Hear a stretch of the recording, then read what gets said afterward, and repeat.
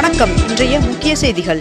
வாக்காளர் பட்டியலில் பெயர் சேர்ப்பதற்கு மார்ச் 27ஆம் தேதி வரை விண்ணப்பிக்கலாம் என்று தெரிவிக்கப்பட்டுள்ளது.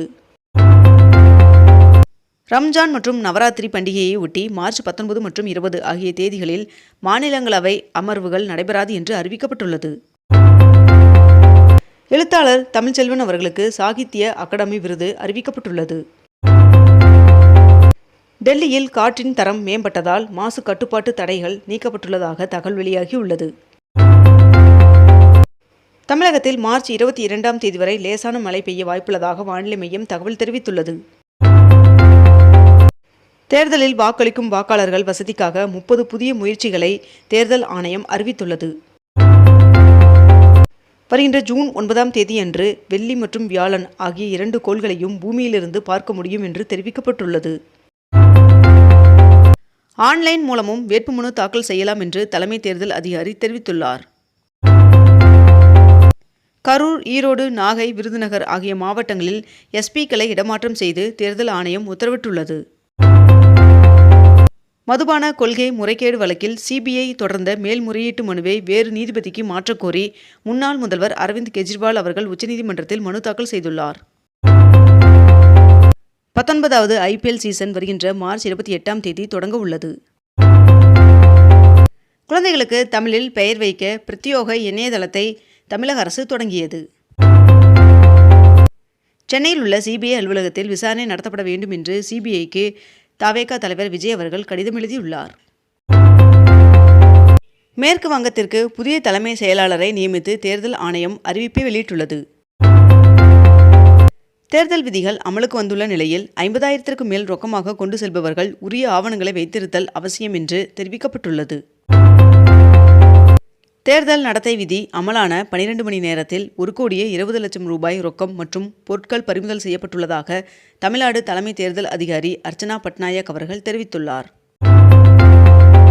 தமிழ்நாட்டில் 2106 பறக்கும் படைகள் அமைக்கப்பட்டுள்ளதாக தெரிவிக்கப்பட்டுள்ளது.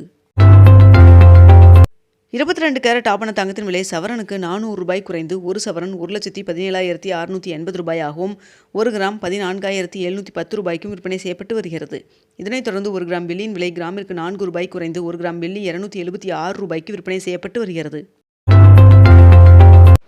விரைவில் தொகுதி பங்கீடு பேச்சுவார்த்தை நடத்தப்படும் என்று அதிமுக பொதுச் செயலாளர் எடப்பாடி பழனிசாமி அவர்கள் தெரிவித்துள்ளார். தனியார் வாகனங்களுக்கான வருடாந்திர ஃபாஸ்டேக் பாஸின் விலையை 3,000 ரூபாயிலிருந்து 3,075 ரூபாயாக ஒன்றிய அரசு உயர்த்தியது. மேலும் இந்த விலை மாற்றம் ஏப்ரல் 1ஆம் தேதி முதல் அமலுக்கு வருவதாக தெரிவிக்கப்பட்டுள்ளது. தமிழ்நாட்டில் சட்டப்பேரவை தேர்தல் தேதியை தலைமை தேர்தல் ஆணையர் ஞானேஷ்குமார் அவர்கள் வெளியிட்டுள்ளார். அதன்படி வருகின்ற 30ஆம் தேதி வேட்புமனு தாக்கல் தொடங்குகிறது என்றும் வேட்புமனு தாக்கல் செய்ய கடைசி நாள் ஏப்ரல் 6ஆம் தேதி என்றும் வேட்புமனு பரிசீலனை ஏப்ரல் 7ஆம் தேதி நடைபெற உள்ளதாகவும் வேட்புமனுவை திரும்பப் பெறுவதற்கு ஏப்ரல் 9ஆம் தேதி என்றும் வாக்குப்பதிவு ஏப்ரல் 23ஆம் தேதி நடைபெற உள்ளதாகவும் தெரிவிக்கப்பட்டுள்ளது. மேலும் வாக்கு எண்ணிக்கை மே 4ஆம் தேதி நடைபெற உள்ளதாகவும் அறிவிக்கப்பட்டுள்ளது. தமிழ்நாட்டில் உள்ள 234 தொகுதிகளுக்கும் ஒரே கட்டமாக ஏப்ரல் 23ஆம் தேதி தேர்தல் நடைபெறும் என்று அறிவிக்கப்பட்டுள்ளது. தேர்தல் தேதி அறிவிக்கப்பட்டுள்ள நிலையில் தேர்தல் நடத்தை விதிகள் அமல்படுத்தப்பட்டுள்ளது. இதனைத் தொடர்ந்து தலைமை செயலகத்திலிருந்து முதலமைச்சர் மு.க.ஸ்டாலின் அவர்களின் படம் அகற்றப்பட்டுள்ளது.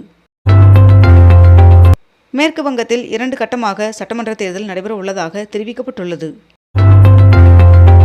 சட்டமன்ற தேர்தல் தேதி அறிவிக்கப்பட்டுள்ள நிலையில் நேற்று மாலை முதல் திமுக அரசு அதன் அதிகாரத்தை இழந்து தேர்தல் முடிவும் வரை காபந்து அரசு செயல்பாட்டில் இருக்கும் என்று தெரிவிக்கப்பட்டுள்ளது. தமிழகத்தில் வயது வாரியான வாக்காளர்களின் விவரம் வெளியிடப்பட்டுள்ளது. சசிகலா அவர்கள் சென்னையில் புதிய கட்சியை அறிவித்தார். தமிழகம் உள்ளிட்ட 5 மாநிலங்களுக்கான தேர்தல் தேதியை தலைமை தேர்தல் ஆணையம் அறிவித்துள்ளதை தொடர்ந்து தேர்தல் நடத்தை விதிமுறைகள் உடனடியாக அமலுக்கு வந்துள்ளன. 2026ஆம் ஆண்டு JEE அட்வான்ஸ் தேர்வு மே 17ஆம் தேதி நடைபெற உள்ளதாகவும் ஏப்ரல் 23ஆம் தேதி முதல் விண்ணப்பிக்கலாம் என்றும் தெரிவிக்கப்பட்டுள்ளது. மேற்கு வங்கத்தில் வேலையில்லா இளைஞர்களுக்கு மாதம் 1,500 ரூபாய் நிதியுதவி வழங்கும் திட்டத்தை அம்மாநில முதல்வர் மம்தா பானர்ஜி அவர்கள் தொடங்கி வைத்தார். மேற்கு ஆசிய போர் காரணமாக இந்தியாவிற்கு இறக்குமதி செய்யப்படும் உலர் பழங்களின் விலை 30% முதல் 40% வரை அதிகரித்துள்ளதாக தகவல் வெளியாகியுள்ளது. இந்தியாவிற்கான 2 LPG சரக்கு கப்பல்கள் ஹார்முஸ் நீரிணையை கடந்து பயணம் மேற்கொண்டது. செய்யாற்றில் வளர்ச்சிப் பணிகளை முதலமைச்சர் மு க ஸ்டாலின் அவர்கள் காணொலி காட்சி வாயிலாக திறந்து வைத்தார். ஈரான் ட்ரோன்களை சுட்டு வீழ்த்த உக்ரைனின் உதவி எங்களுக்கு தேவையில்லை என்று அமெரிக்க அதிபர் டொனால்ட் ட்ரம்ப் அவர்கள் தெரிவித்துள்ளார். திரையரங்குகளில் வெளியாகும் அனைத்து மொழி இந்திய திரைப்படங்களுக்கும் இன்று முதல் சப்டைட்டிலும் மேலும் காது கேளாதோருக்கான விளக்க குறிப்புகளும் கட்டாயம் என்று மத்திய தணிக்கை வாரியம் அறிவித்துள்ளது. மத்திய கிழக்கு போரிற்கு மத்தியில் கச்சா எண்ணெயின் விலை 15 நாட்களில் 40% அதிகமாக உயர்வு. 2025-26 கல்வியாண்டில் அரசு கலை அறிவியல் மற்றும் கல்வியியல் கல்லூரிகளில் தேர்வு செய்யப்பட்ட 5 உதவி பேராசிரியர்களுக்கு முதலமைச்சர் மு க ஸ்டாலின் அவர்கள் பணி நியமன ஆணைகளை வழங்கினார்.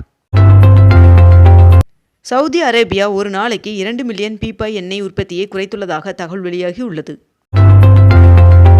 தமிழகத்தில் 3 IPS அதிகாரிகள் இடமாற்றம் செய்யப்பட்டுள்ளனர். மதுரை விமான நிலையத்தை சர்வதேச விமான நிலையமாக தரம் உயர்த்த ஒன்றிய அமைச்சரவை ஒப்புதல் வழங்கியுள்ளது. சென்னை வேளச்சேரி மற்றும் பரங்கிமலை இடையே பறக்கும் ரயில் சேவை தொடங்கியது. இயற்கை பேரிடரால் பாதிக்கப்பட்ட 5 மாநிலங்கள் மற்றும் ஜம்மு யூனியன் பிரதேசத்திற்கு 1912 கோடி ரூபாய் கூடுதல் நிதியுதவியை ஒன்றிய அரசு அறிவித்துள்ளது. தென்னிந்திய நடிகர் சங்க நிர்வாகிகள் பதவிக்காலம் மேலும் 3 ஆண்டுகள் நீட்டிக்கப்படுவதாக தகவல் வெளியாகியுள்ளது. பராமரிப்பு பணிக்காக வண்டலூர் உயிரியல் பூங்கா மார்ச் 18ஆம் தேதி முதல் 28ஆம் தேதி வரை 11 நாட்கள் மூடப்படும் என்று பூங்கா நிர்வாகம் அறிவித்துள்ளது. LPG பற்றாக்குறை அம்சங்களுக்கு மத்தியில் 30% உற்பத்தியை அதிகரித்துள்ளது மத்திய அரசு. நாம் தமிழர் கட்சியின் மகளிர் பாசறையின் ஒருங்கிணைப்பாளராக இருந்த காளியம்மாள் அவர்கள் அக்கட்சியிலிருந்து கடந்த ஆண்டு விலகிய நிலையில் தற்போது அதிமுகவில் இணைந்துள்ளார். திமுக கூட்டணியில் கொங்குநாடு மக்கள் தேசிய கட்சிக்கு 2 தொகுதிகள் ஒதுக்கீடு செய்யப்பட்டுள்ளது. மருத்துவ பணியாளர்கள் தேர்வாணையம் மூலம் தேர்வு செய்யப்பட்ட உதவி மருத்துவர்களுக்கு பணி நியமன ஆணையை அமைச்சர் மா சுப்பிரமணியன் அவர்கள் வழங்கினார். புதுச்சேரி சட்டமன்ற தேர்தலில் காங்கிரசிற்கு 16 மற்றும் பாஜவிற்கு 14 இடங்கள் என்று தொகுதி பங்கீடு செய்யப்பட்டுள்ளது. பாட்டில்களில் பெட்ரோல் விநியோகிக்கக்கூடாது என்று பெட்ரோல் விற்பனை நிலையங்களுக்கு இந்திய ஆயில் நிறுவனம் அறிவுறுத்தியுள்ளது. தொழிலதிபர் அனில் அம்பானி அவர்களின் 581 கோடி ரூபாய் சொத்துக்கள் முடக்கப்பட்டுள்ளது. நியோ மேக்ஸ் நிறுவனத்திற்கு சொந்தமான 7000 கோடி மதிப்பிலான சொத்துக்கள் விற்பனைக்கு தயாராக இருப்பதாக உயர்நீதிமன்றத்தில் அரசு தரப்பில் தெரிவிக்கப்பட்டுள்ளது. சிதம்பரம் நகரில் போக்குவரத்து நெரிசலை தவிர்க்க 28 கோடி ரூபாய் மதிப்பில் இணைப்பு சாலை அமைக்கும் பணியை அம்மாவட்ட ஆட்சியர் தொடங்கி வைத்தார். இத்துடன் இன்றைய தலைப்புச் செய்திகள் நிறைவடைகின்றன. மேலும் இதுபோன்ற அண்மை தகவல்களை உடனுக்குடன் தெரிந்து கொள்ள அக்னிபூ சேனலை சப்ஸ்கிரைப் செய்து கொண்டு தொடர்ந்து இணைந்திருங்கள். நன்றி, வணக்கம்.